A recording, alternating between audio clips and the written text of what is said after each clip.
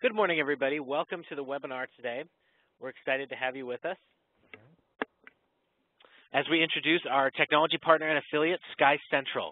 We've been very excited for this month's customer webinar for this reason, and so let's get down right to it. We have three presenters today. We have Dwayne Kinghorn, our product manager. We have Stu Perkins, our product expert, and then Tyson Green, our associate product manager. They will present to you in that order. We have a lot to get to, and so we're going to get to it. Here's our agenda. Dwayne's going to cover common IT challenges and solutions. Stu's going to cover the actual portal. He's going to give us a demonstration of password reset software requests, approval flows. We're going to show you all these features. It's going to be great, and I would like to remind you that we will have our Q&A session, as usual, at the end of the webinar. However, feel free to submit questions at any time. We remind you, please, please, please submit questions into the Q&A box and not the chat box. When you submit them to the Q&A box, it makes it much easier for us to manage all the questions that come in and make sure that every single one of them gets answered quickly and efficiently. So please insert them into the Q&A box at any time throughout the presentation. You don't have to wait till the end, but we will get to all those questions at the end. So at this time, I'm going to pass things over to Dwayne. All right. Good morning, Dwayne. everyone, and good morning. Hey, thanks everyone for taking the time to walk through this demo. This is, we think, a really exciting new product that we've got to talk about today on this seminar. So as we think through the various issues, we've talked with a number of organizations, solicited a lot of feedback as we've started the development process of this particular project at SkyCentral. See that there's a lot of common issues that many small and mid-sized organizations are continually confronting.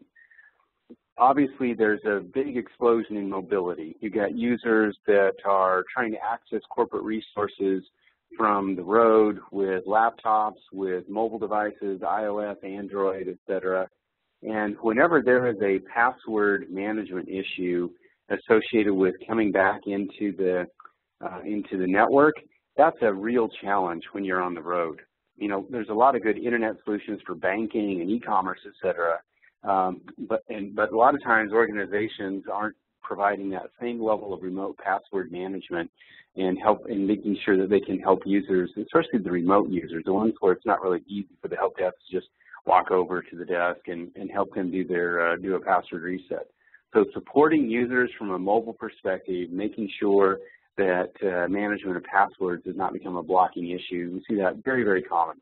You look at the numbers in most help desks, password reset and password management is really one of the biggest cost drivers in the implementation of any help desk product. We think this solution that we're going to show today, you'll see how it's going to dramatically reduce the cost and complexity of supporting those remote users from a password perspective.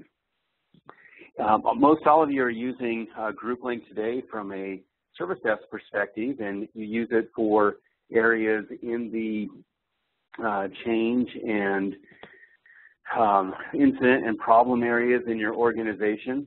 But lots of times there are processes that run within an organization that aren't necessarily associated with some big change, IT infrastructure change, or it's not a problem.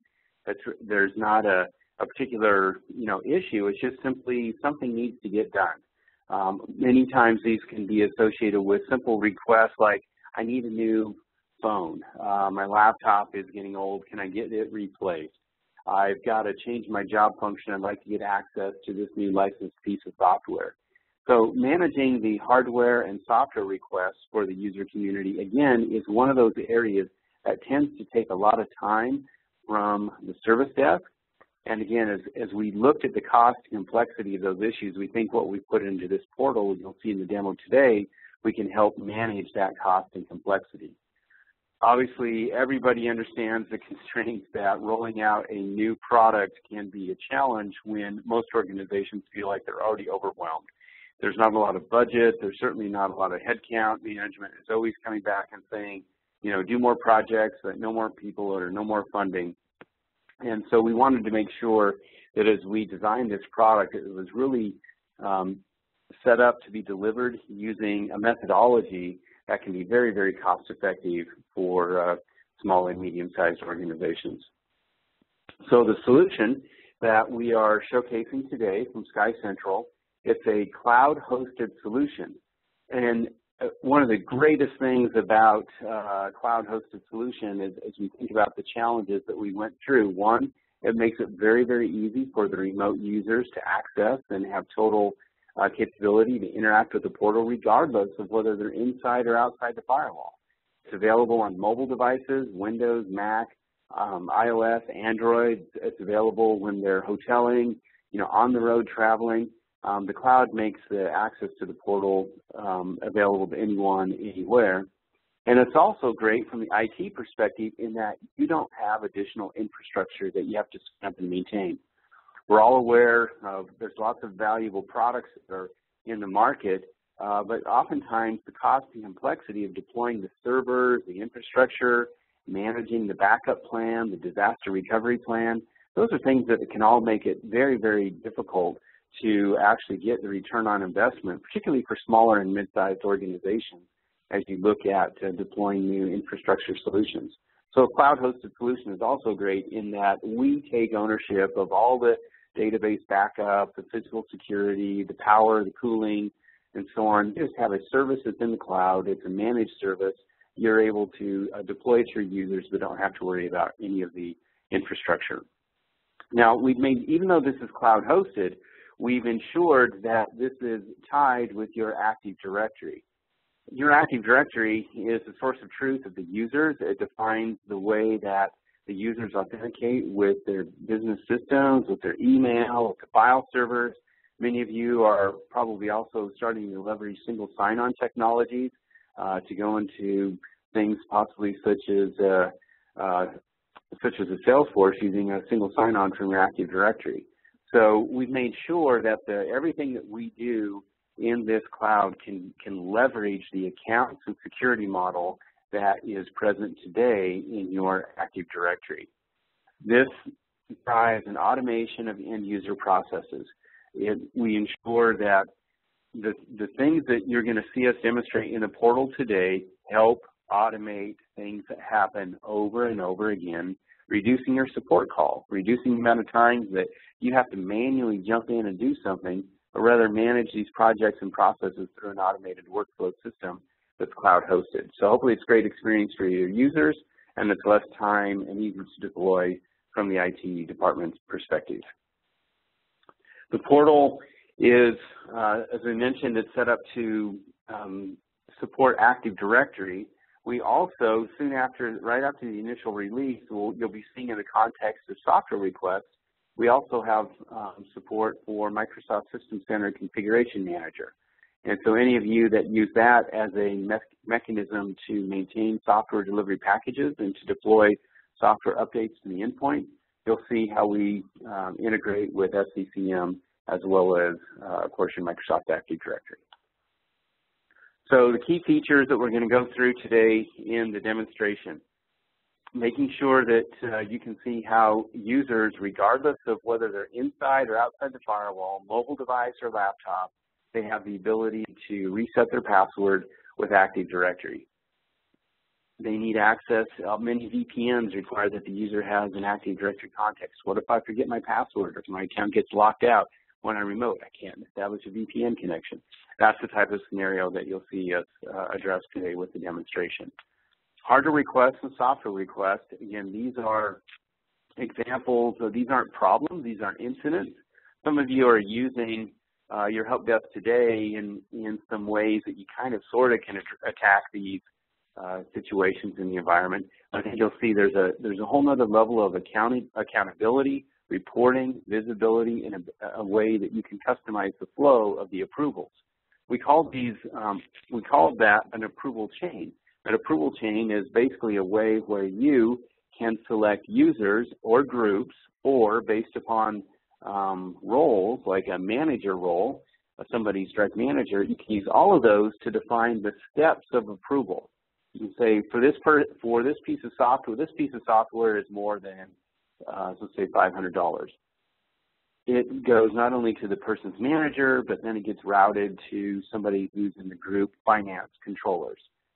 You have complete flexibility as as we have these capabilities in the portal to associate any number of approval chain flows with the approval process, and again, leveraging direct relationships that are in your Active Directory to do that. From time to time, there may be situations where in the interaction here you want to tie something doesn't work quite right, or there's some sort of an escalation. It's just one click away to have access into the help desk, and the portal also presents a common way that the user can access their existing knowledge base. So we want this portal to be a place you can train your users to go to for a variety of IT service requests, of which incident and problem management with help desk may be one of them, but it's not the only thing that's available to them. It's a broad array of things that you publish to your users. Here we talked about this because this is cloud delivered. We think it makes it pretty easy to use and deploy. You'll see that as we go through the demo today. Every one of these workflows, as we've talked with customers and early adopters, we're trying to focus on how we can minimize the hand touch, the face-to-face touch, sending somebody to the physical device to resolve the issue, resulting in productivity gains for the IT staff as well as the end user. Everything that happens in the portal is audited. So it's very easy from a management perspective to see, well, who's changing their passwords and how often is it happening? Who's making the request for a particular piece of software, and how long is it taking those to be approved on average? There's a great set of audit trails and reports that come along with the product. Time isn't going to allow us today to dive through all the capabilities in detail, but everything that you see has very good auditing and reporting capabilities associated with it. Now, you're going to see in the demo today some of these three scenarios that we walk through, but the product is built on a very extensible workflow platform.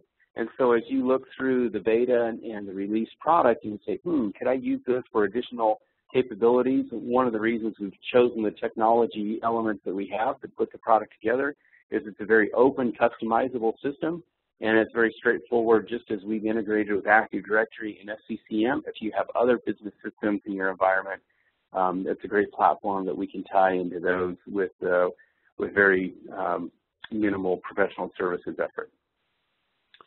So to recap what you'll be seeing here, we have a portal which is hosted in the cloud that both administrators and users connect up to. There is a cloud-to-site connection that allows us to talk to things such as Active Directory and Microsoft System Center Configuration Manager. Basically, this is just a small piece of code that you'd run on some Windows box somewhere in your firewall, and it acts as the proxy to intermediate the requests that are being generated in the cloud for information that may need to come out of Active Directory, such as updating a password. Obviously, you need to update the domain controller in Windows with that password update. So this is what this small proxy does that's running on-premise. There's no database. It's headless. There's no, it's not a dedicated box. It's just a very small agent that runs inside your firewall that's able to translate the calls from the cloud into either Active Directory System Center, or if you wanted some customizations, into other databases or business systems that are on-premise. So I think that's a quick overview, and enough with the chatting. I'd like to now turn it over to Stu, who's going to drive us through the demonstration. Excellent. Thank you, Dwayne.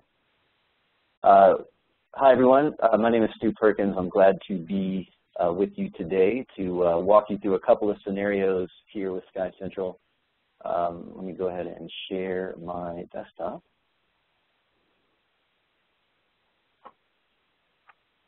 Okay, so Dwayne's given us a great introduction to the capabilities of the portal, how it integrates with your infrastructure, how it allows you to manage in one central location in the cloud your business rules and services, automation tasks, and primarily what we're going to look at today is a self-service catalog of items that end users can access to reduce the cost of managing a help desk. basically to take some of the load off of technicians and allow users to solve some issues on their own. So 3 scenarios that we want to look at today. The first is simply a password reset. So this is a domain password reset. I'm an end user. I'm mobile. You know, I'm off of the outside the network somewhere, and I've lost access to the VPN, some other infrastructure. So I need to be able to reset that domain password. So SkyCentral will allow them to do that. So we'll take a look at that. We'll also take a look at a software request example, and finally a simple request approval fulfillment type workflow. And again, just to sort of reinforce what Dwayne said before, the technology that this product is built on provides a high level of customization for managing workflow and business rules. But today, we just want to show you some of the kind of high-level end-user facing capabilities that will be, you know, available, something that they can actually start adding value to your enterprise day one without a ton of customization. So let's dive into the first scenario. I am logged in here as an administrator into SkyCentral, and right now I'm looking at the administrator's view of the service catalog. So I have access to these administrator tools here, and then the kinds of tools that end users would see under these 2 categories, general services and IT services. And so we're going to walk through a password reset, but before we do, I want to talk for just a second about how the password reset workflow in SkyCentral is policy-driven. So after I have imported users and groups from my domain, which can be done, you know, domain-wide, I can import my entire domain, or I can specify organizational units or even groups within my domain that I want to sync up. Once I've done that, I have the ability to apply password reset policies to specific sets of groups. And the idea with these policies is that they allow you to have more or less restrictive rules around what requirement, what hoops a user has to jump through in order to reset their password. So I have 2 here, policies that are defined. The first down here is the one that's provided out of the box. This is an example. This is also the fallback policy. If a user happens to not belong to any group that has a policy applied, then this is the policy that will be applied to them. And then I've created this one, normal password reset policy. A couple of things to point out about these: the number of questions that are required for a user to provide an answer to. So when a user first logs into the system, they will be required to select from a global pool of security questions and provide an answer to those questions to be challenged with later. Each policy also specifies whether or not an SMS PIN verification system should be used. So if that is enabled, then a PIN number will be sent to the user's configured mobile device, which they'll then have to enter into SkyCentral before they'll be allowed to reset their password. And the last thing I want to point out about these policies is the ordinal value. This is sort of an arbitrary way of defining what makes a policy more or less restrictive. And the reason we have this is that it's very easy for a user, obviously, to belong to multiple groups and for different policies to be applied to those groups. So SkyCentral needs to know when a user is resetting their password which policy it ought to apply, and it will always apply the policy with the lower ordinal value, or by convention, the most restrictive policy. So that's what policies look like, and with that, let's jump over here to my other browser where I am attempting to log into the portal as an end user. And I've forgotten my password, and again, this is my domain password. I've lost basically access to all of the corporate tools that I need, the VPN, et cetera, et cetera. So I'm going to proceed down this forgot password path here. So the first thing that the password reset process is going to ask me for is my username. So I'm going to enter my primary email address. It's also possible to enter your domain qualified username here. And now it's telling me, okay, it's scanned the list of policies. It's found which policies apply to me based on the groups that I'm in. And it's decided that it needs to ask me 2 security questions. So when we continue, I'm going to go ahead and provide my answers here. You guys may or may not be finding out more about my life than you need to know, but there we go. And I'm now going to enter my new password. So as you might expect, this password updates the local record in SkyCentral, but also updates the domain credentials for this user. And so after, depending on how many different systems that's connected to, after some amount of propagation time, that user's password will have been reset on all of those systems. So now I can log back into the portal with my new password. And while I'm logged in here as an end user, I want to point out a couple of things about the service catalog. So the view that an end user gets is a lot less cluttered, obviously, because they're going to be coming here exclusively to visit this service catalog.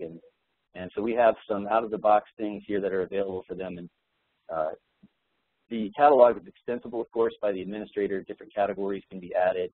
And we'll also look in a minute at how an administrator can even add, with a very simple one-form wizard, set up additional simple request approval type processes that an end user can use. Also want to point out here that out of the box, we've got service catalog items here that connect or can connect into your existing GroupLink help desk and knowledge base systems. So that's a really easy thing to set up and configure if you're using those systems in your enterprise. And so those are here. And I also have the ability as an end user to at any time go and reset my secret questions. And this wizard will also allow me to define my SMS enabled phone number for PIN verification. And then of course I can request password reset on demand from here as well. So that's scenario one. What we've done is we've taken a look at how the password reset workflow is policy driven, how those policies can be set up by an administrator, and then walked through a password reset process as an end user. So what we're going to do next is take a look at the software request process. So I'm going to flip back over here for a moment to my administrator account. And I'm going to go down here under inventory management software. So we have a catalog capability here for hardware and software packages. Software packages can currently be imported one of two ways, either by manually adding a new software definition or by importing them from a CSV or spreadsheet using a specified format.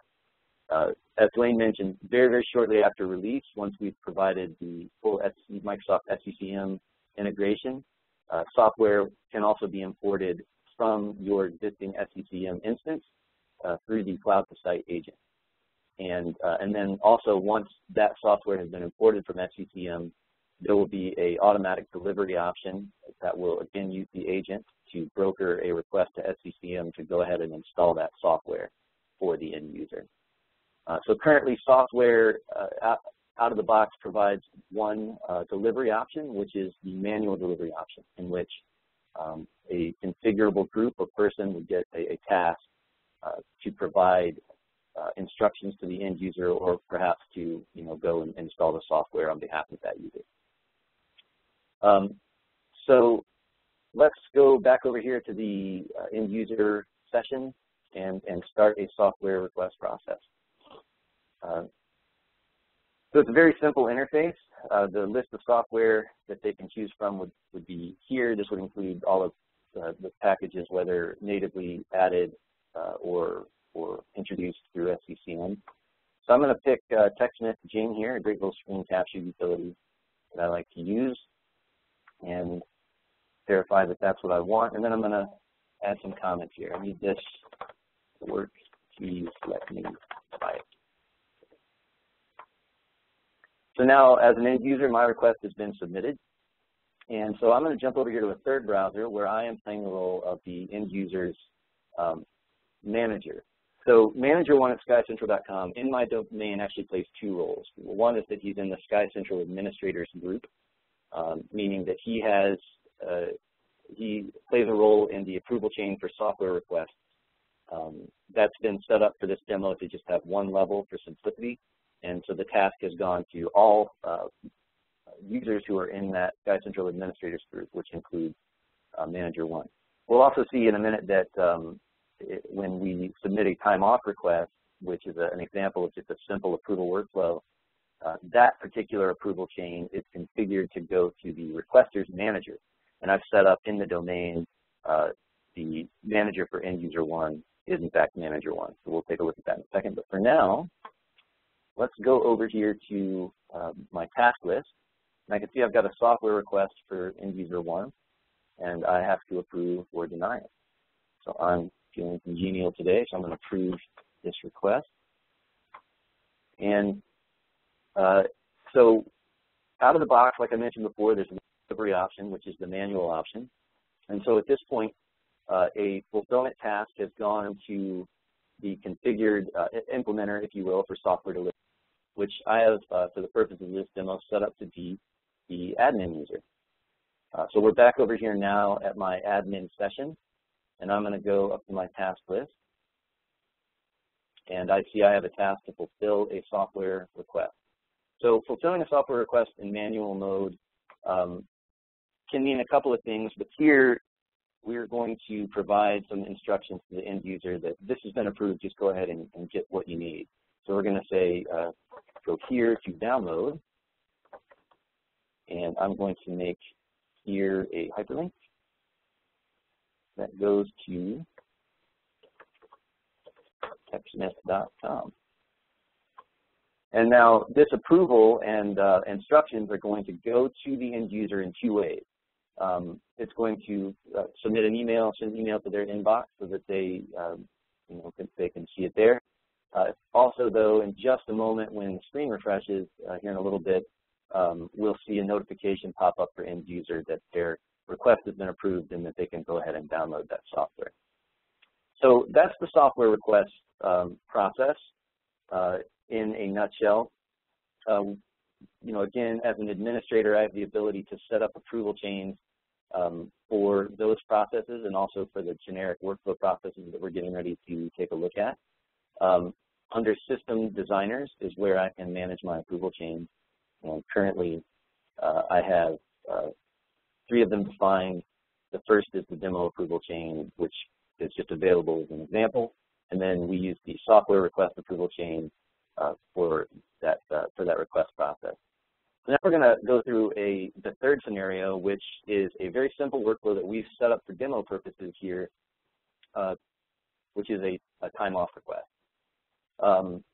And we're going to take advantage of this time-off approval chain for that request. But before we dive into that from an end-user perspective, let me just go back to the service catalog here as an administrator and show you that in the administration tools under the service catalog, I have this create new approval process wizard.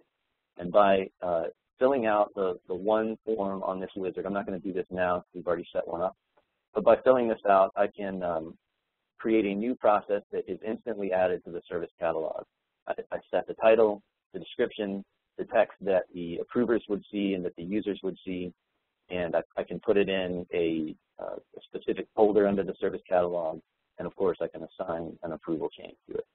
And so in 5 minutes or less, I can add a simple new process into the service catalog. So I've done that here by adding the time off request, and so now I'm going to pop back over to my end user session, and I'm going to go ahead and submit that request. So it's a very simple form that we've set up here for this demo. I just have to provide a title, which I'm going to say vacation next week. As a comment, I need some time off with my family. And go ahead and enter the date parameters for that and submit that request. So again, very simple. The request goes off, and as an end user now, I just have to wait for approval. So in this case, just to reiterate, the approval chain we selected has that request going to not a user or a group, but actually to a relation. So this is some functionality that's available when defining approval chains in SkyCentral. there's this concept of relations where a task would dynamically be assigned to some user who has some specific kind of relation to the requester. And in this case, it's the manager. And it's the manager because we're talking about domain users that is actually set up in the domain.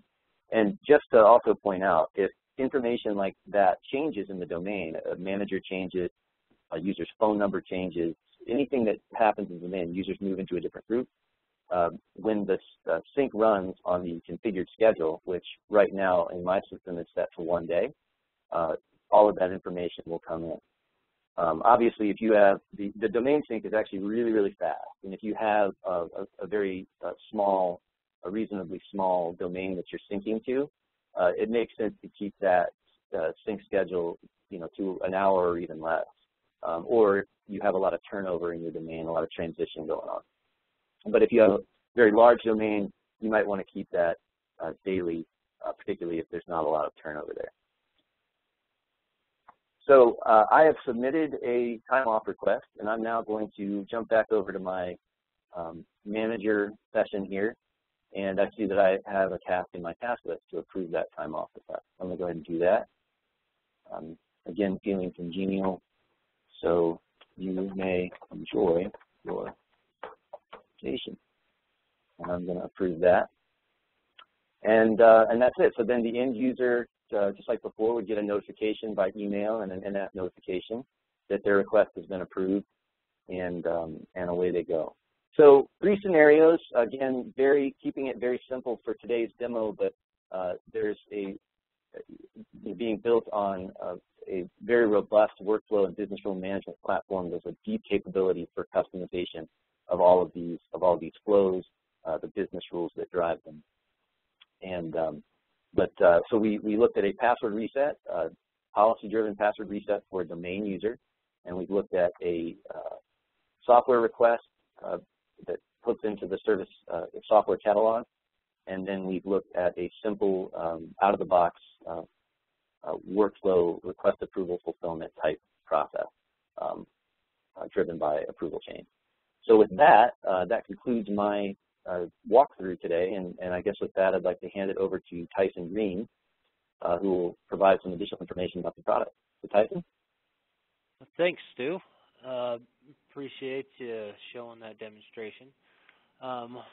Just as to continue on, just to let you know that we are going to have a beta. We have beta registration right now, so the beta will be available beginning next Monday. That is June 16th. And so if you would like to, if you have not signed up yet, please visit this link to sign up for the beta to test out the SkyCentral portal and how it works in your environment. And you can go through each of these scenarios and dive deeper into it if you'd like. And so that'll be available next Monday. So just go to this link, let us know that you want to sign up for it, and we'll create an instance for you and let you have at it. Next, we have just a few points of information for you to help alleviate some of your questions that you may have.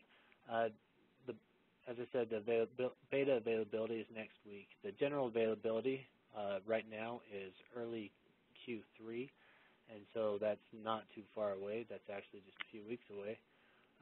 So that's when the general availability of this product will be for purchase. On the pricing, just so you know that it's going to be a subscription-based model, and it's going to be based on per user per month. Now, in addition to that, if you'd like to purchase for a full year and you want to budget for a year's worth of time, money, instead of just on a per month basis, you can purchase a year's worth at a slight discount compared to this per month pricing. And also for existing Everything Help Desk customers, we're providing a bundling discount. And so when you combine this with as a suite of products to work with Everything Help Desk, so you can link it to your Help Desk and your knowledge base, link these two separate products together, there will also be a bundling discount for that. Now we have open it up to any type of questions that you have. If you just want to enter in those questions into the Q&A box on your screen, please go ahead and do so at this time. So,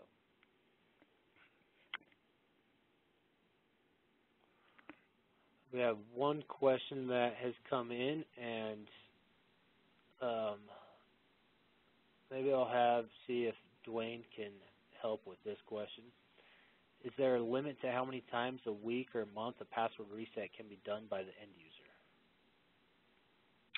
No, there's no, the portal itself does not implement any limits. If there's some things in Active Directory where potentially you've set policy, then obviously we're not changing any of the policies in Active Directory.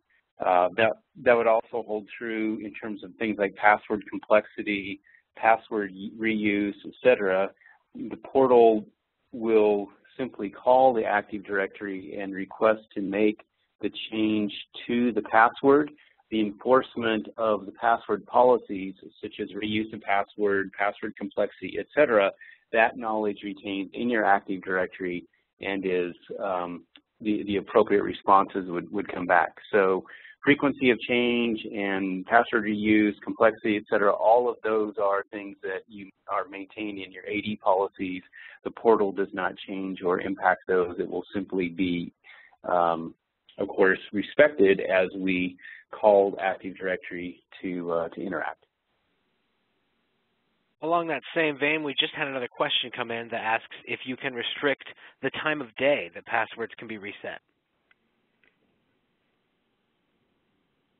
On the products right now, the restrictions do not include time of day. The restrictions include the policies that we have in place are around how many secret questions you have to respond to, and if there's a corresponding SMS, basically a text notification or a voice notification or both, that the user would receive a code from.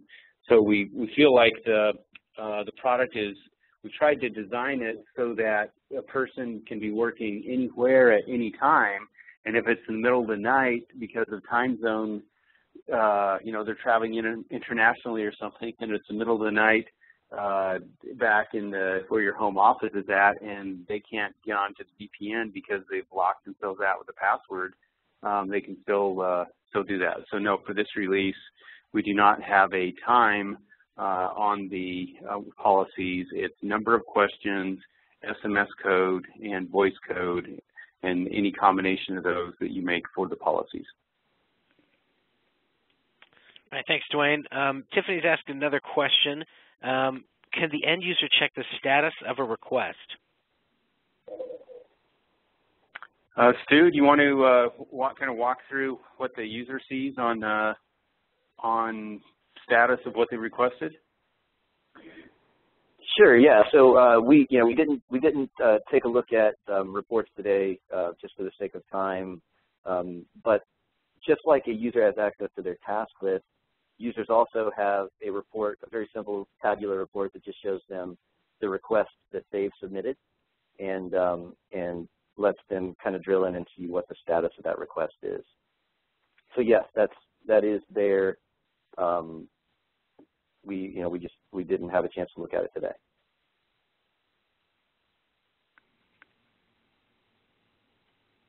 Thanks, Stu. All right, we have a couple more questions that have come in.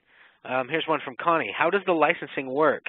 Is it similar to eHelpDesk with technicians, administrators, and users who don't require licenses? All right, so I'll take that one. The licensing in this case is based on the number of end users. The end user can have any number of devices. So an end user may have a smartphone, a tablet, laptop, desktop, coming in from a hosted, a hosted desktop. It's really it doesn't matter how many devices or which type of platform the user comes in from. The licensing of this is based upon the number of users. You can have any number of people with any number of roles of approvers. You can have different people in the organization that have authoring rights to create the new flows and adjust reports, etc. The only thing that is monitored from a licensing perspective is the total number of users that have access to use the portal, and that's how the licensing is tracked. So it is a different licensing model from HelpDesk. Thanks, Dwayne. All right, this is a good question that we had asked. Which mobile platforms are supported? So for this release, we are explicitly testing the support on the browsers on iOS and Android with the current release -1 in terms of the versions. We're not explicitly testing BlackBerry, but these are rather straightforward HTML interfaces that the mobile device sees, and I expect it to work. It's just not explicitly on our testing matrix. And I believe you'll see Windows, the Windows mobile device, again, with their support is there as well. So basically, as the end user, the platforms that we are explicitly testing in our matrix are Mac OS and Windows in the current -1 versions, iOS and Android in their current and -1 versions. Great, thank you, Dwayne. All right, here's the next question from Rachel. Will a copy of this webinar be available? There were others from my department that were absent, would have liked to join. And the answer, of course, Rachel, I can go ahead and answer this one, is yes, we always record these webinars. This one is no exception. It's being recorded. Afterwards, you will get the link to it that we email out to everybody who registered for the webinar, and it will be available on our website. So just look for an email from us, and it will have a link to the recording of the webinar. Here's the next question from Connie. How customizable is the user interface? All right, I'll take a first few comments there, and then maybe Stu, you can jump in as well. So as a technology choice in terms of how we built this product, we're using some technologies that give us a very strong workflow infrastructure and a workflow backend, and you kind of hopefully get a sense of that as we walk through the demonstration today. And there's a couple of different persona types that can access the system. And by default, when you log into the portal as a customer and you want to manage the system, we let you adjust color fonts, we let you create these new forms, we let you basically create the configuration parameters on what you've seen in the demonstration today. If you're looking at this solution and saying, gee, this is really interesting, but I've got, let's take an example, I've got Workday in my environment, and I can see where I'd like to, one of these workflows, I'd like to have it actually go in and automatically adjust something in Workday. Or, I've got a custom HTML form that I've already built for another process. I'd like to put that into the approval of a flow.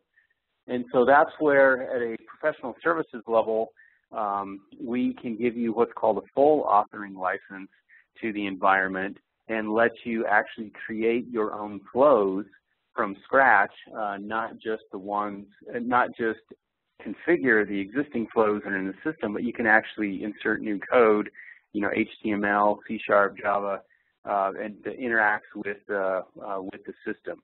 So we've picked a technology that we believe gives you features and functions out of the box, but as you have specific business integration requirements, we can have a follow-on discussion on if you wanted to have full authoring rights to integrate into existing systems, like say, like a Workday, like a Salesforce, like a an ERP, other databases, et cetera. The technology is well suited to do that, and we can provide that. That's a different license type that we can talk through on a basically have the full authoring rights. We can talk about the licensing costs associated with that.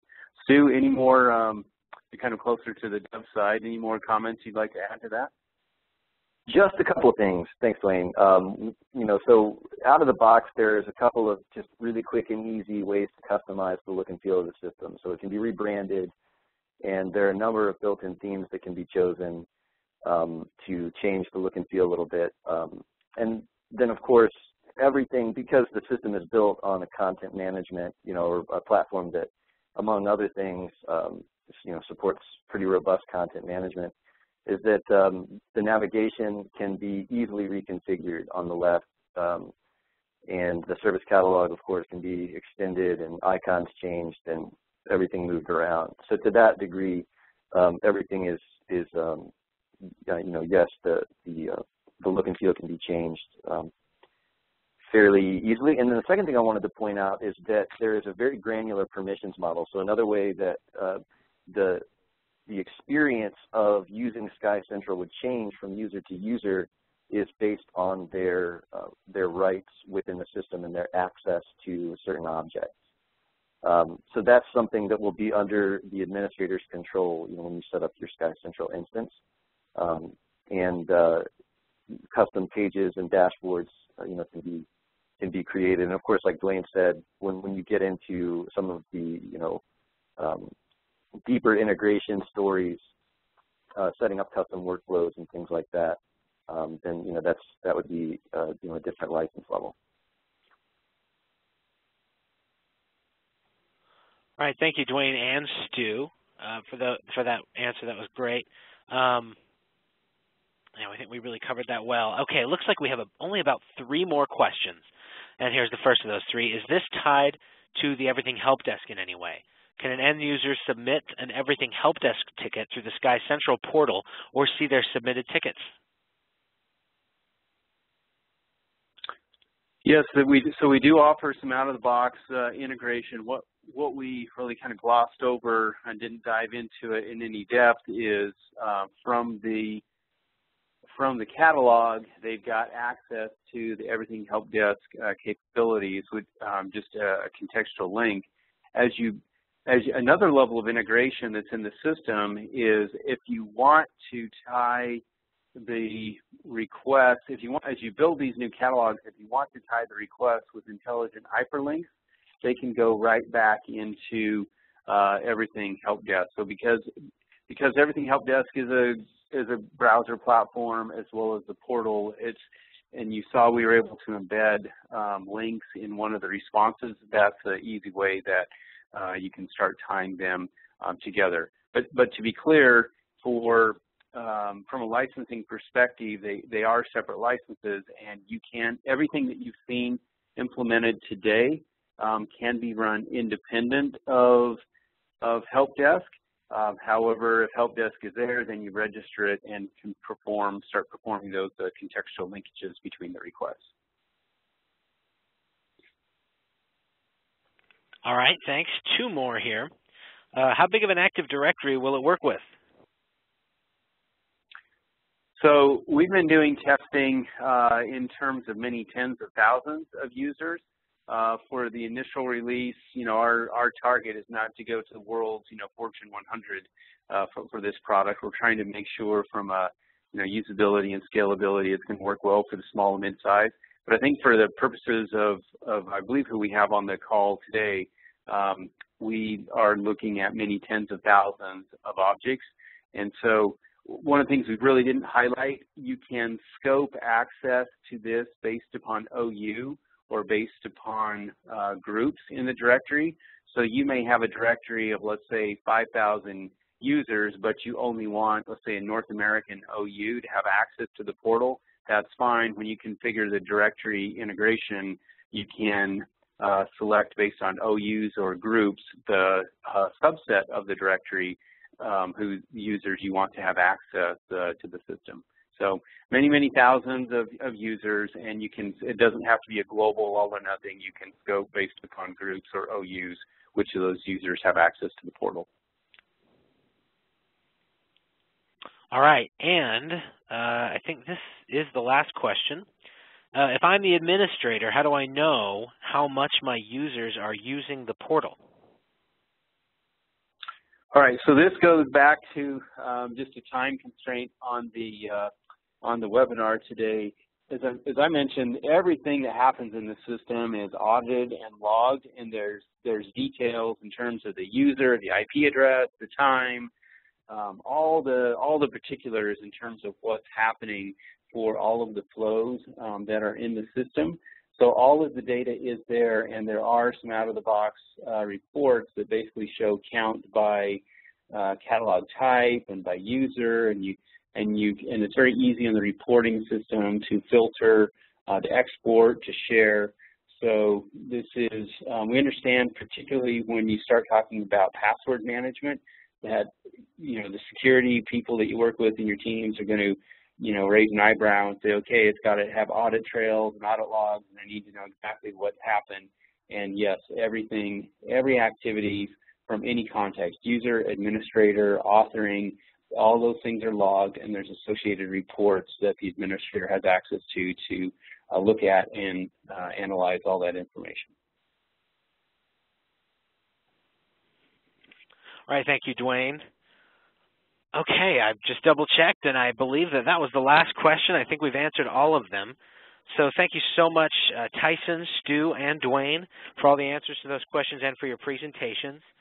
Thank you also, Amy. She was behind the scenes here helping us make sure everything was going well with this webinar. So this time we're going to close the Q&A. We've answered all the questions and end the webinar by reminding you, as we always do, to connect with SkyCentral and GroupLink. Facebook, LinkedIn, Twitter, and Google+. 4 ways that you can connect with SkyCentral. We encourage you to use those. Make sure you stay up to date with all the latest updates, and we'll do the best we can to keep you in the loop. Thank you so much for coming. Please remember that we will send out a recording of this webinar. We'll send you the link either later today or tomorrow, and you can review the recording at any time, and feel free to share it with anybody who wasn't able to attend from your organization.